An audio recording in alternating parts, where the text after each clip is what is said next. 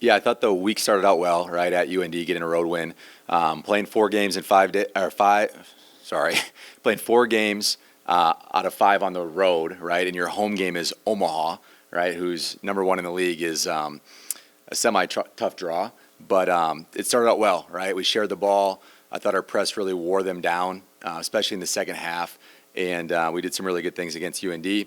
Took a few steps back against South Dakota State. Obviously, they're a good team. Just thought we came out of the gate just really finesse, trying to fire threes, and kind of forgot how we got the lead against UND and didn't look back. So, just some minor things that we got to get cleaned up. The rebounding piece, they crushed us on the glass, right?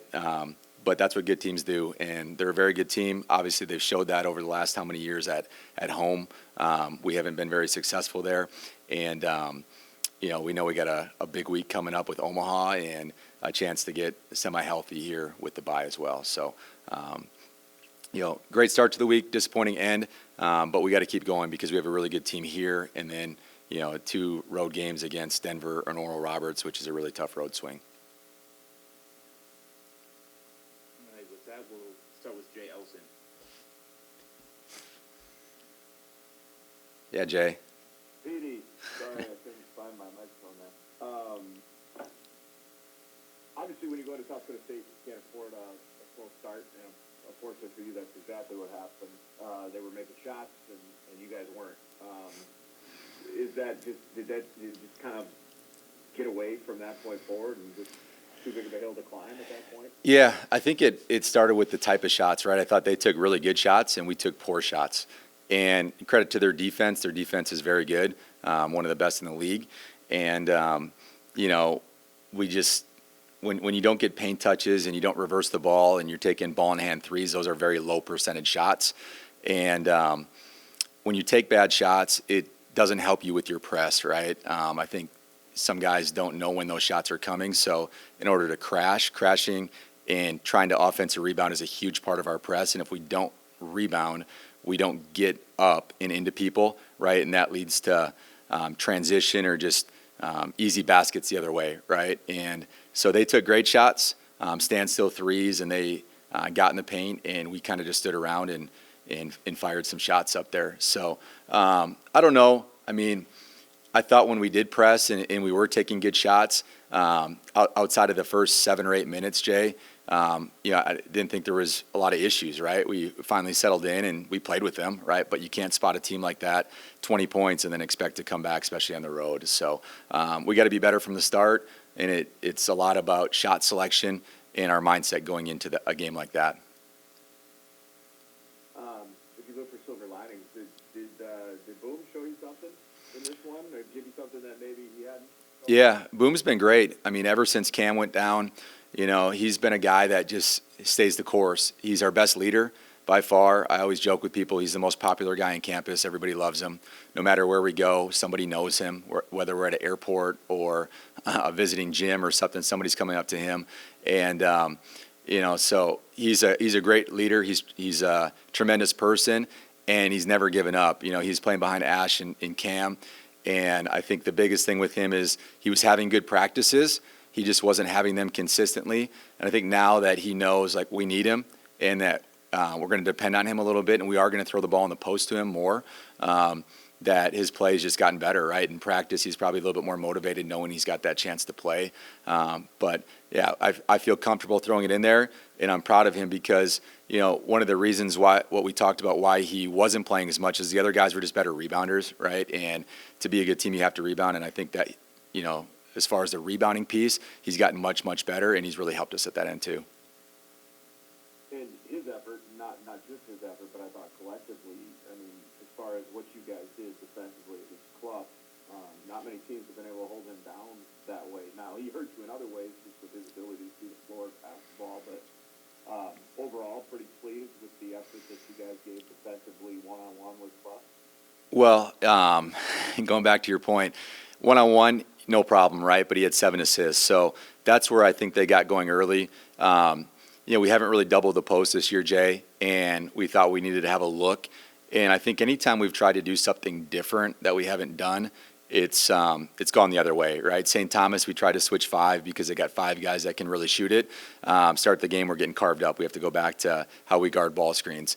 South Dakota State, we try to double from the baseline side. Just haven't done it. I don't think we've done it since Wyoming, right? And I think a huge key in the Summit League is being able to play guys one-on-one in the post, because there's so many shooters around the floor that are just scattered, and you're giving something up, right? So can somebody just beat you over and over and over again in the post?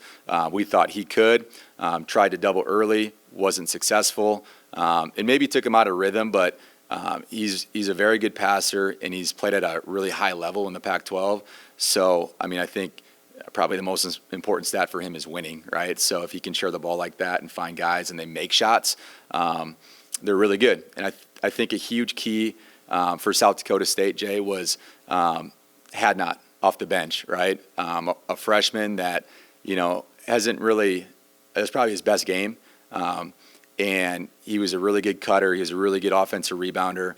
Just did a lot of things for them, which I think maybe took some pressure off Clough as well. When he plays like that, they're not going to lose many games.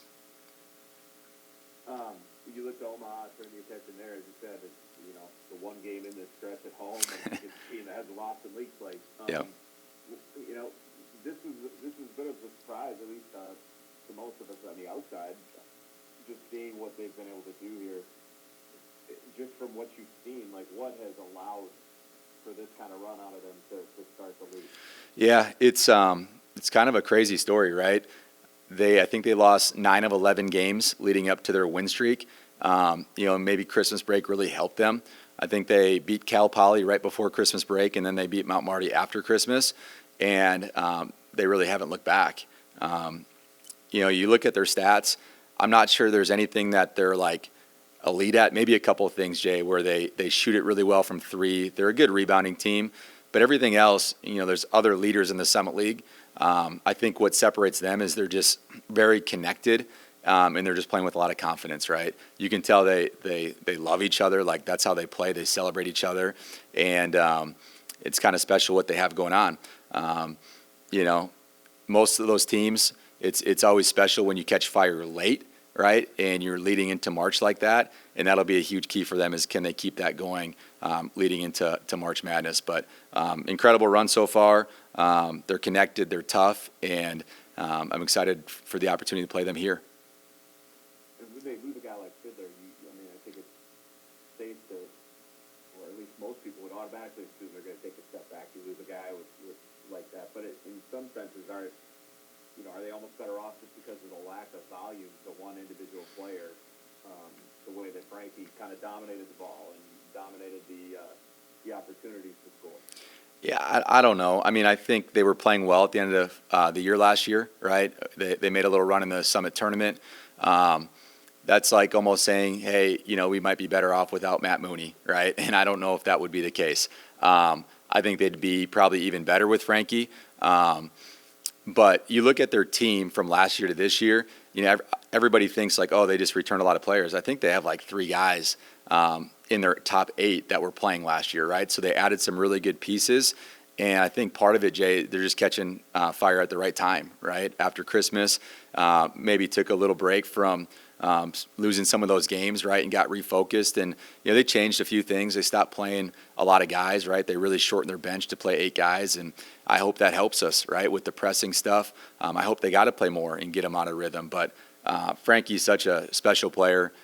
Looking back at some guys in our league over the last, my 4 years and then the 4-year break, I mean, he's up there with a lot of talented players, and I think he'd probably only make their team better right now. Good for me, thanks. Thanks, Jay. Rosser, go ahead. Morning, Coach. How are you? Morning. Doing good. New week. Just a quick one from me today. Markel Sutton from Omaha has been their leading scorer, been their leading rebounder.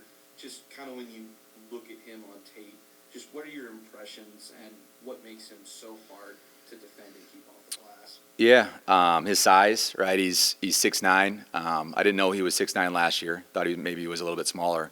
But his size, his length, he plays with a motor. He plays really, really hard. I think He's become the leader of that team where everybody respects him. When your best player plays that hard with a motor like that, everybody else kind of has to, right? It kind of lifts up their play. He can score at all three levels. He's not making threes at like a super high clip, but he makes them well enough to keep people honest out there.